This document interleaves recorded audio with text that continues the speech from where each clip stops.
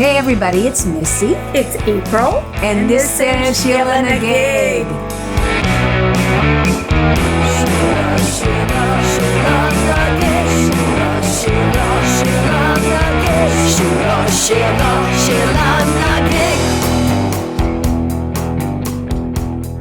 Hey everybody, welcome. Thanks for tuning in. We're happy to be here, as always. Are we happy to be here? We're very happy to be here. Yeah. It's always good to see each other. We haven't seen each other lately. No, we really haven't. No. That's why I'm so happy to be here and be back. I know.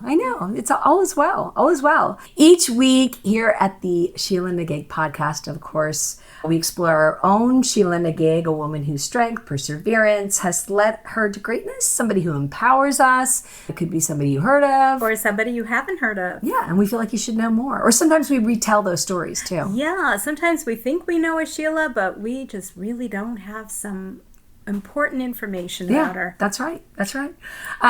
So how are you? I am good, but I want to know how you are specifically like last night. Oh, so I did play a gig on the Queen Mary in Long Beach, California, for those who do not live in the Southern California area. It's an old ship, and it's beautiful, and it's amazing. And my jazz band, the Imogines, played in the Observatory Bar last night. So it was a real honor to play there, but we played 4 sets. We played for 4 hours, 3 long sets is what we did, with like short breaks in between.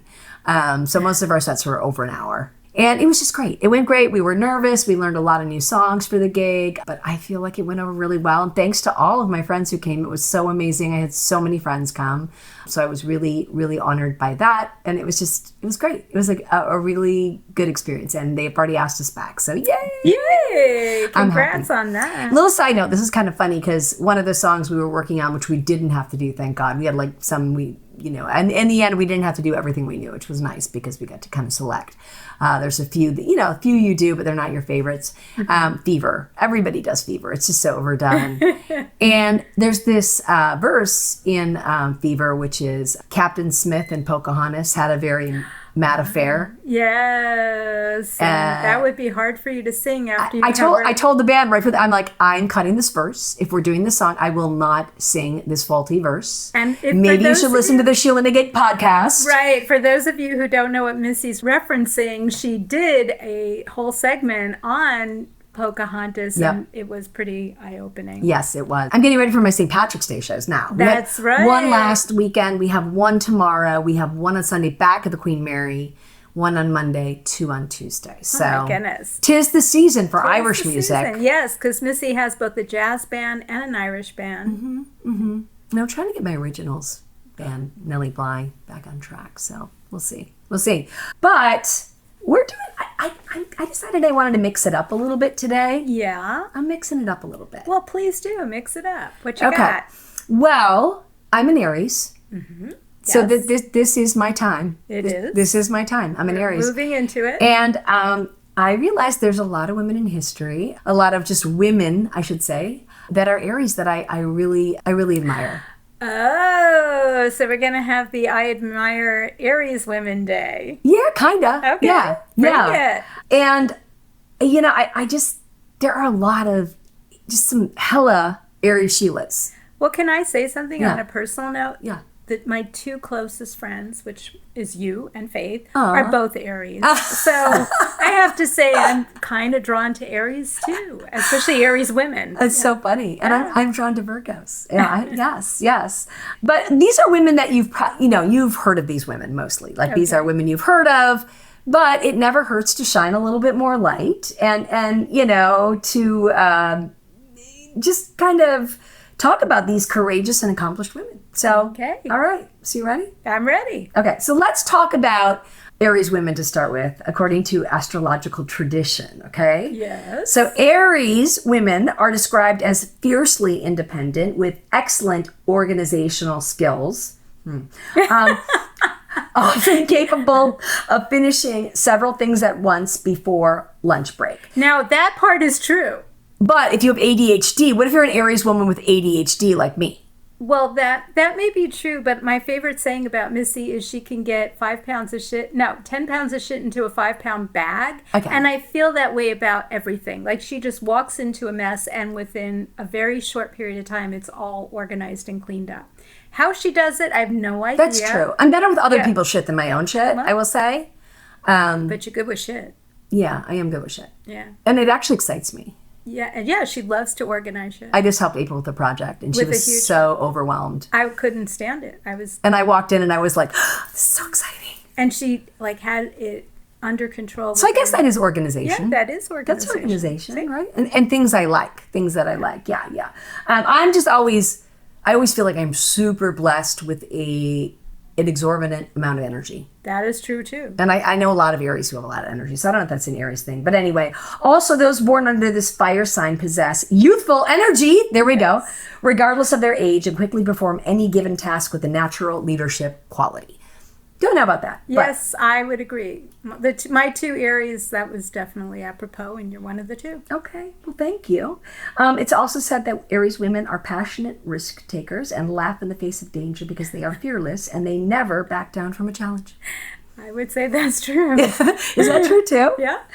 I mean, my 2-person survey, yes. Wow. Okay. Well, good. I'm glad. I'm glad to be an Aries. I always like being an Aries. I like April. I like March. I don't know. And I have a lot of Aries women in my life too. Mm-hmm. One of my best friends, Beth, is also an Aries, and we're born like 2 days apart. She's quite a bit younger than I am, but our birthdays are only 2 days apart. We have a lot in common. So, all right. So let's talk about our first Aries Sheela for today, and we're going to talk about Gloria Steinem. Ooh, bring it on. Yay, Gloria Steinem. Of course, she is a renowned feminist activist, writer, totally trailblazing. Groundbreaking, trailblazing. Yes. And she's one of the most visible, passionate leaders and spokeswomen of the women's rights movement in the late 20th and early 21st centuries, of course. She was actually born in Toledo, Ohio. Was she really? I did not know that. I would have thought she was from some most of you know, cosmopolitan city. I know. I grew up in Detroit, and Toledo's this like small Ohio town kind of near the border. And I used to, as a musician, we used to go down and play Frankie's in Toledo all the time. I spent a lot of time in Toledo. And I always laugh about Toledo because I just remember on the main street, and I feel like I repeat myself. I may have said this in another episode, but there was a heating and cooling and taxidermy.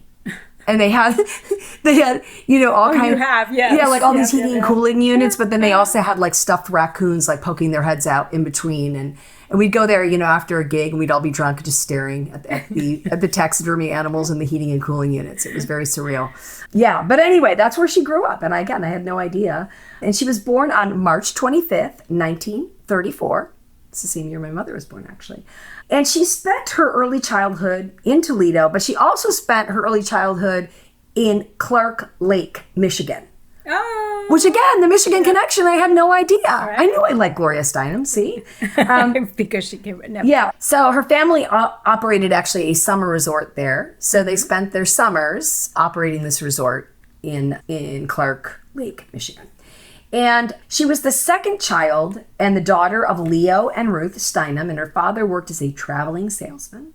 But in 1945, her parents divorced, and she had an older sister named Suzanne, and it was right around that time that her oldest sister, Suzanne, went to college. It's exactly what happened to me. Huh. The year my parents split up, Marg left for college. Wow. It was tough. It was really tough not having her there. I'm sure. So, but she only had one sibling. I had 2 other siblings.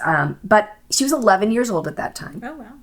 And she had to assume the responsibility for the care of her mother, who was becoming more and more vulnerable because of mental illness. Oh. Yeah, she was struggling. And so here she's an 11-year-old little girl taking care of her mom. Alone with her mom. Yeah. Mentally ill mom. Yes. Wow. But after graduating, her sister Suzanne, came home to care for their mother, and basically they traded places, which was nice. Yeah. Worked out. Yeah.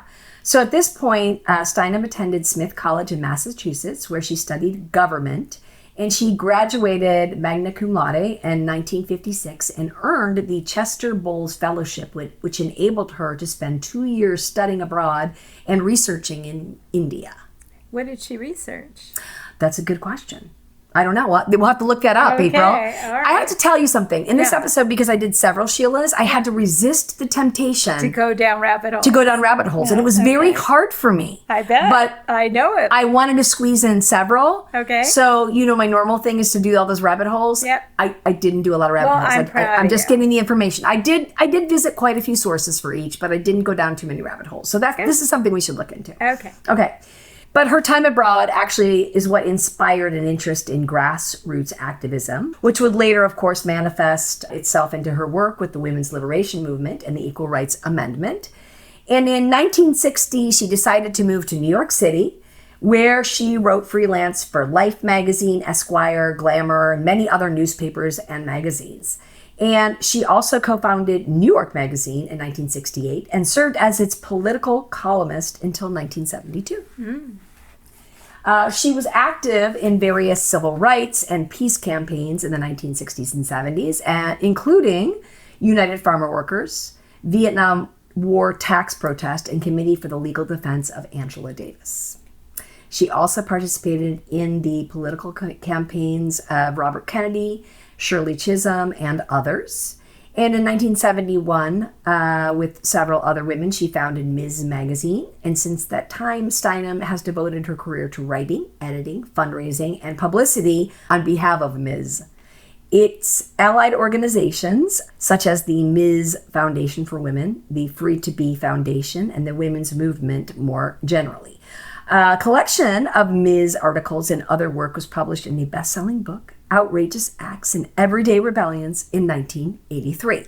And there's that Aries fire energy. Oh, yeah. Oh, yeah. Hells yeah. Yep. She published Marilyn in 1986, Revolution from Within in 1992, and Moving Beyond Words in 1994. In 1986, Steinem became a contributing correspondent for The Today Show, doing interviews and features.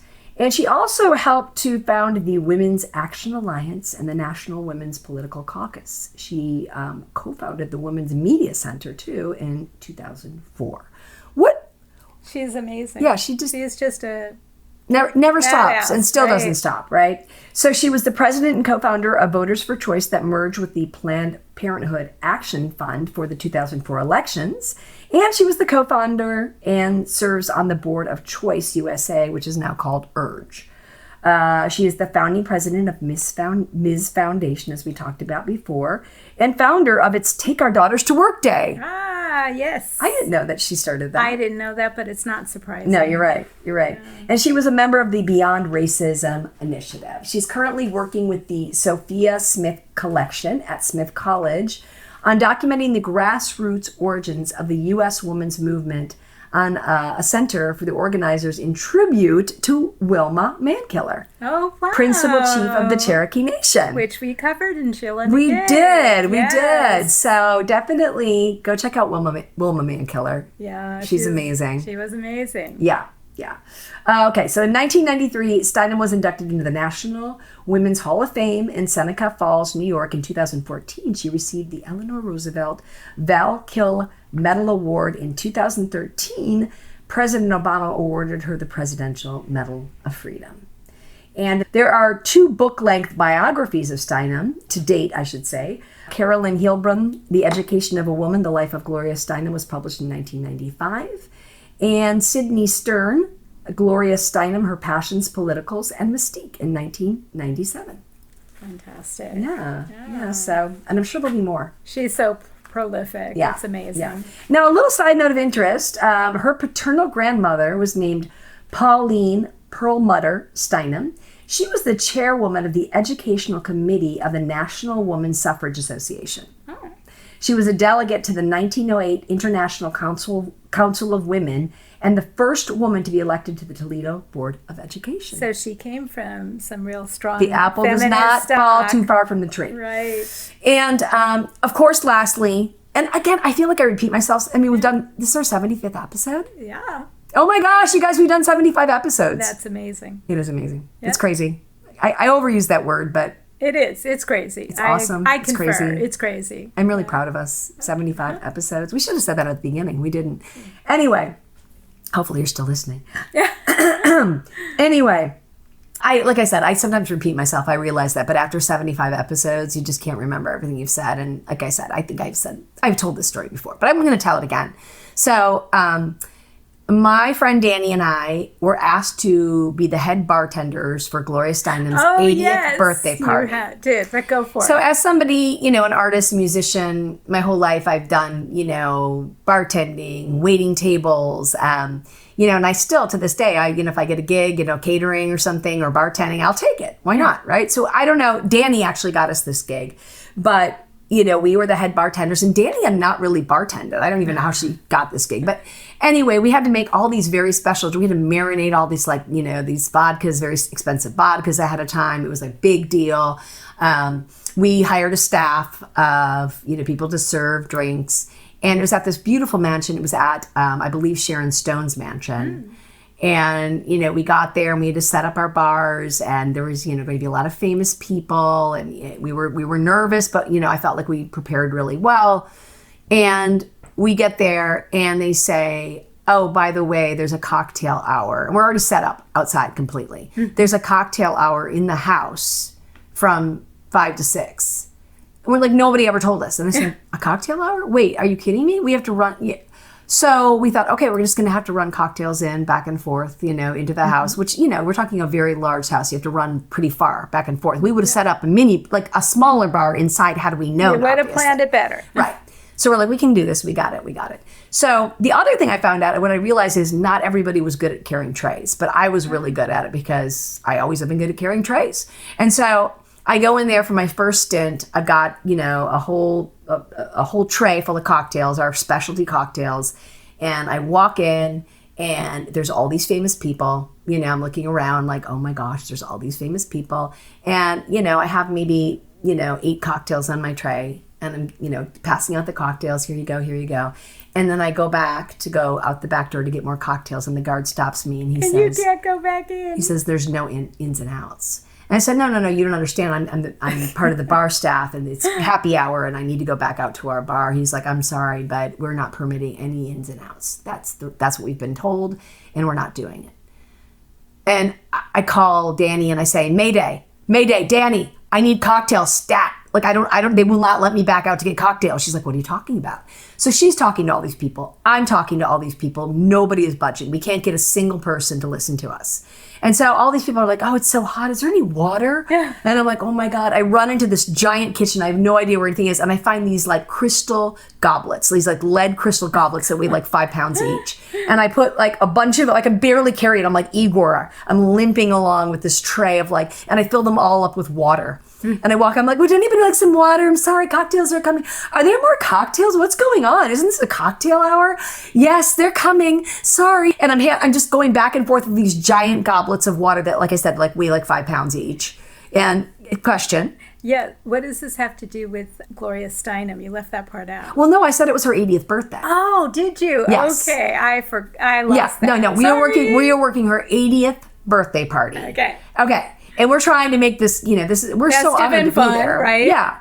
But bottom line is I never did get back out to get the cocktails. And people are so pissed. They're asking for the cocktails. At this point, I'm hiding in this kitchen. And I'm calling every person I can call. Danny's talking to every person. No, they're not. Yeah. And so it was a cocktail hour with no cocktails, with, giant goblets of water. And, I think the first 8 people got cocktails, and that was about it. And then finally they open the doors and there's huge lines, for the cocktails now, every bar, because they're and we're going around trying to get as many cocktails out as possible. And this clearly was not our fault. This was not our fault. Yeah. It was like a waitressing nightmare come true though, because as a waitress, and if you've ever waited tables, you will have waitressing nightmares. This was one come true. It truly was. So I have a question. Yeah. Did you meet Gloria Steinem? Well, yes. Well, she came over and personally thanked us. Aww. And apologized and said, I am so sorry. I know there was some communication gap here, and I'm so sorry. And then when she got up later on to announce, thank you for this party and everything, she's like, I want to thank our bar staff. Aww. That this was no fault of theirs. There was some miscommunication and they, couldn't get in to get the cocktails. So thank you everybody for your patience. And so you were thanked personally by Gloria Steinem. Yeah, personally. Amazing. And she said, and Missy, no, she didn't. she didn't. But the point being is, I felt so honored to be there. And then she's so cool. She gives she gives the bar staff a shout out. Are you freaking kidding me? That's great. It was great. Despite how stressful it was, it turned out to be great. I'm really glad I took a little Xanax beforehand. I think I would have had a heart attack. But so that's my little Gloria Steinem story. I always have to add a little personal story, as you know. What do you remember about Gloria Steinem, like growing up? Well, I remember that she founded this incredible magazine called Ms. Magazine. And I was just coming of age in the 70s, and I was really in my teen years. And so she was a symbol of a new kind of woman who was cool. I remember her long straight hair and her, she was an activist. She was speaking, she was outspoken, but in a very eloquent and profound way. Mm-hmm. And so she was a role model. She was. So when you said Gloria Steinem, I'm like, yes, because, and even today, here she is, an older woman, and I still see that vibrant, dynamic, she's not. Absolutely. She's going quietly into that dark night. She's the same age as my mother-in-law. She's 91. 91. God bless her. Yeah. And I mean, I hate to fathom a world without Gloria Steinem. Because think about how she really manifested change. Oh, yeah. And I want to bring it back to that Aries energy, that fire. That fire's there. So who else you got? All right. I also have Supreme Justice Sandra Day O'Connor. Oh, that's interesting. Obviously I know who she is, but I don't really know a lot about her. You didn't know she was an Aries? No. For God's sake, April. I didn't I thought everybody knew she was an Aries. Well, just kidding. Okay, anybody who's in the know. Yeah. But of course, she was an American attorney, politician, and of course, the first woman to serve as a U.S. Supreme Court Justice, which is groundbreaking. Yes. So Justice O'Connor was born on March 26th. That's just a day after Gloria Steinem. Yeah. She was born on March 25th. Different date, though, 1930. And from the start, her home was the Lazy Bee Ranch in Arizona. Aww. She grew up in the Lazy Bee Ranch. Oh, how nice. I love that. I just said like from Michigan, a ranch. She grew up in the ranch. Her birth itself was in El Paso, Texas, only because that was the closest full hospital to Lazy Bee, a mere 4 hours away by train. Oh, my goodness. Yeah. So you couldn't have any emergencies. Yeah. No quick deliveries either. No quick labor. So she was, in her own words, a cowgirl from the Arizona desert. I would never think of her as being a cowgirl. No, that was not the image I have. No. But that's interesting, isn't it? Mm-hmm. So even though we know these women, these are interesting little tidbits, right? So she displayed high levels of intelligence from a young age, and her family wanted to instill in her a love of education, but schooling options near the ranch were quite limited for young women. So her parents decided to send her to live with her grandma in El Paso to give her the best chance at quality education. And she thrived at the Radford School for Girls and graduated high school 2 years early. Wow. Yeah. Impressive. At 16, she was admitted to Stanford University, where she earned a bachelor's degree in economics. And in 1950, she was admitted to Stanford Law. And during her time at Stanford Law, she worked on the board of editors for the Stanford Law Review, and she completed law school in just 2 years. Oh, my gosh. As opposed to the usual 3. That's crazy. It is crazy. I mean, and I'm not doing the math, but she must be very young at this point, because if she was 16 when she started at Stanford, and then she finished in 2 years, was she 18? She's a lawyer now? I don't know. But she graduated third in her class, and during her time at Stanford, she met her husband, John J. O'Connor, and the two married shortly after graduation. And despite her impeccable qualifications, Sandra Day O'Connor struggled to find employment in the legal field due to a heavily bias against women as attorneys. Well, imagine that. Just like Patsy Mink. Right? Same story, right? Same story. Yep. Yeah. So she began her legal career working for the county attorney of San Mateo for free Oh my gosh. after turning down a paid position as a legal secretary. Good for her. I know. I thought, good for her. Yeah. Good for her. Scruples. But of course, once she proved herself as an asset, she got a job as the deputy county attorney. So you go from being a unpaid volunteer to the deputy county attorney. There you I go. love it. Well, Yeah. well deserved. But she never became the secretary, thank God. Thank God. Yes. Yes. So eventually the O'Connors settled in Phoenix, and they welcomed 3 sons between 1957 and 1962. And Sandra Day O'Connor then opened a law practice and began taking an active role in local politics at that point. And in 1965, she became an assistant attorney general for Arizona. In 1969, she was appointed to fill a vacant seat in the Arizona State Senate. And after winning a full term and then the re-election, she was chosen to be Senate Majority Leader, the first woman in the country to hold that position. In 1975, O'Connor left being the Majority Leader to become judge of the Maricopa County Superior Court. And in 1979, the governor of Arizona elevated then Judge O'Connor to the Arizona Court of Appeals. Wow. So she's gone way steadily up. Yeah. And at that time, for a woman to do that is pretty magnificent. Pretty unheard of. Yeah. But obviously, she did it through her hard work, and brilliant. Yeah, and her intelligence and her, she earned it. Right. And and she was, persistent.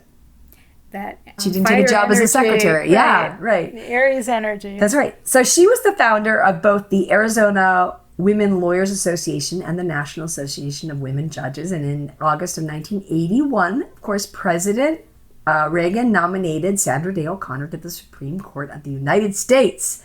She won unanimous confirmation, 99-0. I don't think I knew that.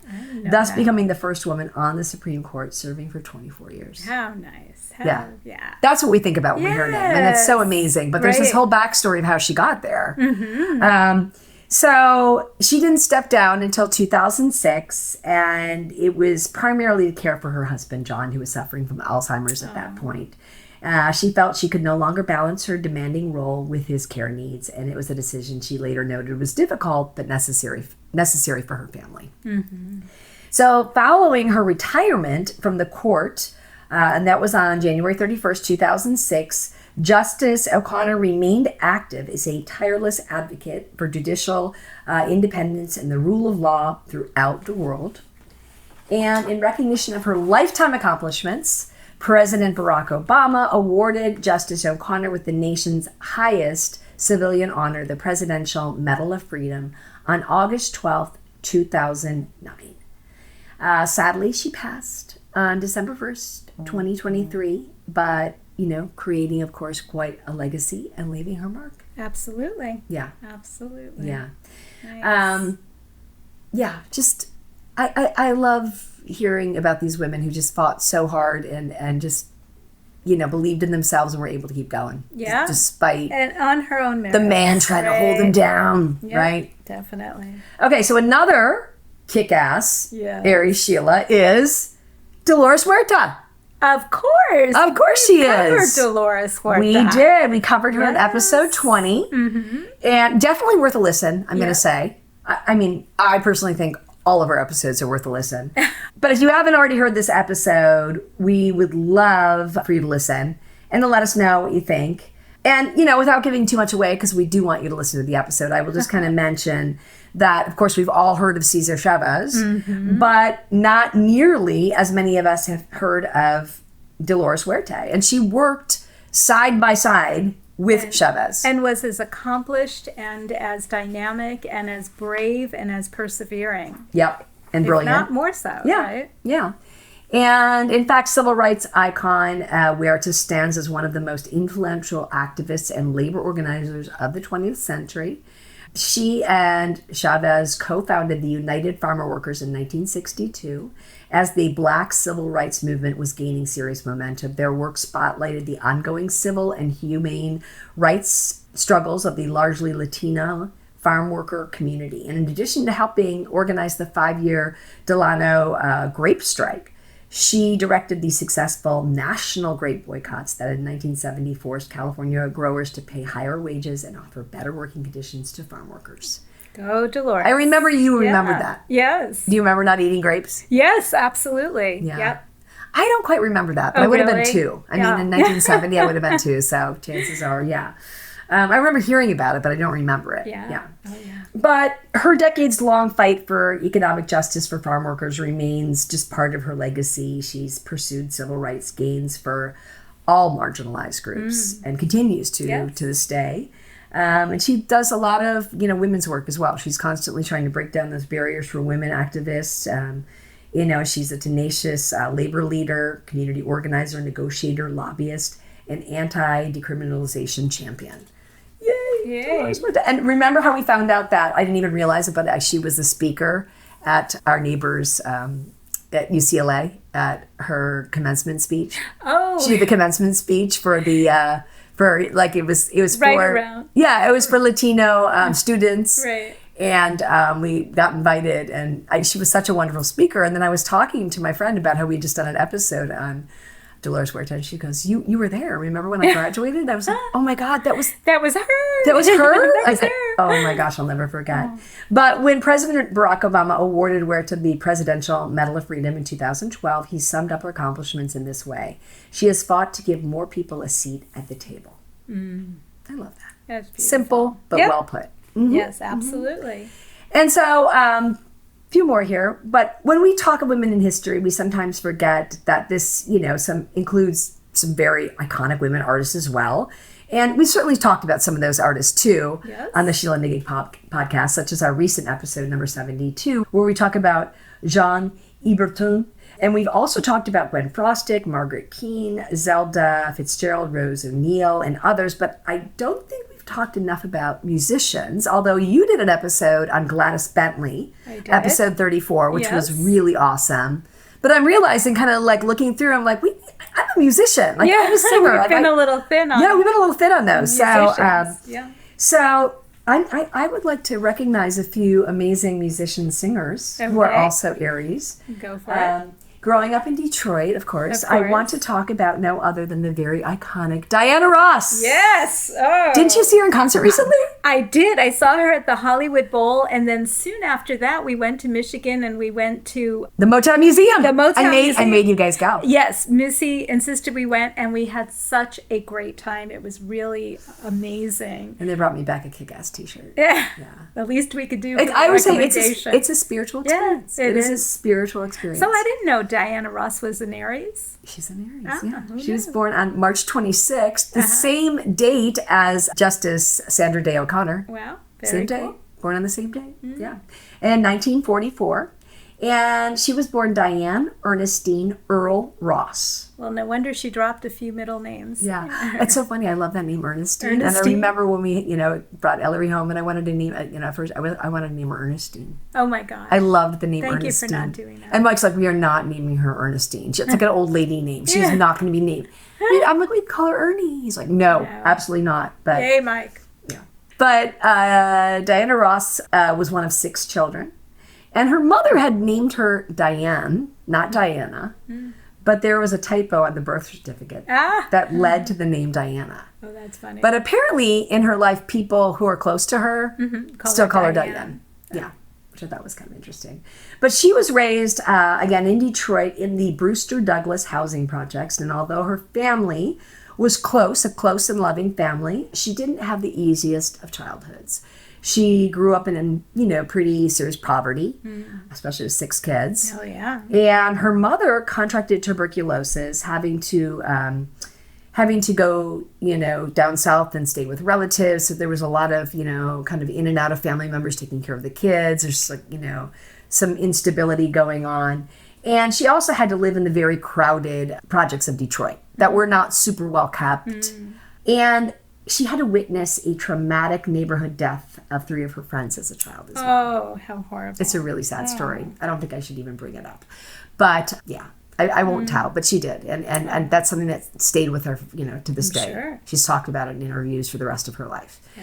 But in those same projects, it's always like that flower that grows through the weeds. She developed her singing talents, and she met neighbors like Smokey Robinson. He was her neighbor. And she attended Cass Tech High School, which is still going strong today. And she wanted to be a fashion designer at that point. She thought she was going to study fashion design. But while she was attending Cass Tech, she joined a music group with some of her friends. It was called the Primettes. And it was other girls from her neighborhood. And they all started to sing together. And the Primettes were a sister group to the male group, the Primes. Oh, that's hysterical. I love it. The Primes and the Primettes. Now, the Primes later became known as the Temptations. Oh, yeah. We know who they are. Yeah. And, of course, the Primettes went on to become the Supremes. Yeah. And the rest is history. Kind of history, right? Yes. So, little side note, so I said she went to Cass Tech. So I have an ex-boyfriend who went to Cass Tech. And he told me the story that he had a teacher who was an older teacher, and he told the class, he said, Diana Ross was one of my students. Aww. And he said, and I always thought that she just had her head in the clouds. And, she told me she wanted to be famous, and, she was going to be a famous singer, and she was, and I just felt this need to take her down a few notches. And I said to her, you know what? That's very unlikely. You need to get a good education. You need to get your head out of the clouds. You need to start paying attention in class. You need to start working on your grades and thinking about your future, because I hate to tell you, but chances are you are not going to become a famous singer. Well, he told her. Yeah. And so he tells us to the class. Oh my gosh. And he says, boy, was I ever wrong. And he said, you know what? I don't get that kind of advice as a result of that anymore. Good. But I thought, that's such a great story. Isn't that a good story? Yes, that's awesome. I was like, I love that. I love that. Little insider story there. So she has had, of course, a 6-decade career and is a 12-time Grammy-nominated singer. She's an Oscar-nominated actress and producer with a total of 6 #1 hits and 12 Billboard Top 10 singles in the U.S., and she has recorded 57 freaking albums. Wow. Yeah. Ross, in total, has sold more than 100 million albums, both as a member of the Supremes and as a solo artist. As a lead singer of the Supremes and a solo artist, she achieved 18 #1 singles and earned, again, the Presidential Medal of Freedom Award. Oh, these Aries, they just keep getting that medal, the Presidential Medal right? They of Honor, right? And they deserve it. They deserve it. They do. So I just think it's such a great story, because she came from, she came from very little. From poverty, But she was confident, apparently, from the time she was born. She was a very confident, self-assured, independent woman and girl. Yep. And was able to really blossom and have vision and, persistence and perseverance. And look at her. Look at her. She humbled that high school teacher. Yeah, she sure humbled that high school teacher. Yeah, she was able to kind of turn the world upside down. Upside down, money boy, you turn me. I don't sing well. April and I, one time we were I don't know, we were at something and it was playing and we both just started singing at the top of our lungs. I love to sing. I just don't have Missy's We did. We started voice. singing upside down at the top of our lungs, and I remember all these teenagers just staring at us what the fuck is wrong with those ladies? Yeah, it was kind of fun. Okay, so couple more real quick. Yep. I also want to give a shout out to another amazing Detroit artist, Aretha Franklin. Oh, yes, Aretha. Another near and dear to my heart. March 25th, Gloria Steinem's birthday. Yeah. Awesome. 1942. She died, sadly, August 16th, 2018. But she was an American singer, songwriter, pianist. She was regarded as the Queen of Soul. And she was twice named by Rolling Stone magazine as the greatest singer of all time. Oh. She did have some freaking pipes. She did have some pipes. She had some pipes. Yes, she did. Little side note, I was very proud of these 2 women last night at the show. They were really into it, and I was very happy they were really into it. And they came up and they said, "Girl, you have soul for days." And the highest compliment. Yeah, I was like, this is one of the best compliments I've ever had in my music career. I was very happy. But Aretha Franklin, I'm no Aretha Franklin. I wish I could be. Oh my gosh, she can sing. She's been honored with many awards and nominations. These include 18 Grammy Awards and additional 26 Grammy nominations for her recordings. And she's freaking amazing. She is freaking amazing. There's that word again, amazing. I need to come up with a better word. But She's just bus. She's bus. She's an Aries. Yeah, she's an Aries. What am I talking about? Do you know who else was an Aries? Who else? Maya Angelou. I didn't know that. Maya Angelou was an Aries. Actually, I don't generally know people's birthdays, so Yeah. this has all been very exciting and interesting. Yeah. Okay, so she was born Marguerite Annie Johnson. Oh, really? I didn't know Marguerite that either. Annie Johnson. Little Annie Johnson, Marguerite Annie Johnson. Yeah. But she became Maya Angelou, which is much more accomplished sounding. Oh, isn't yes. Sophisticated, worldly. it? Yes. No, she was born. Which Yes. she was. Yeah. Exactly. She was born April 4th, 1928. It's 2 days after my birthday. Oh. I'm April 2nd. She passed away May 28th, 2014. And she, of course, was an American memoirist, essayist, poet, and civil rights activist. She published 7 autobiographies, 3 books of essays, several books of poetry, and is credited with a list of plays, movies, and television shows spanning over 50 years. She received dozens of awards and more than 50 honorary degrees.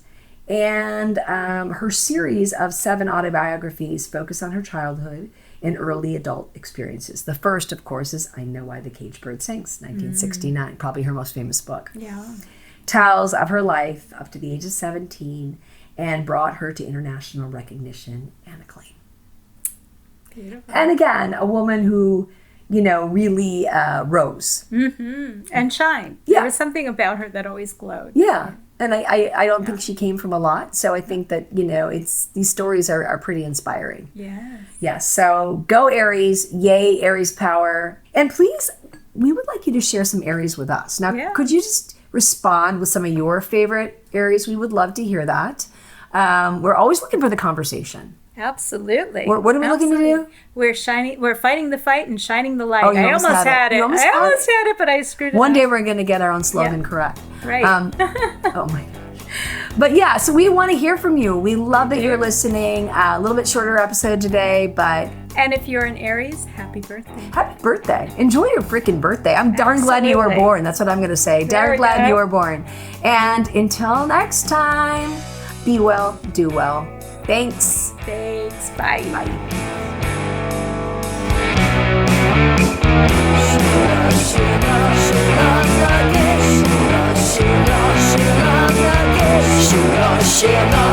SheelaNaGig, unabashed in your glory.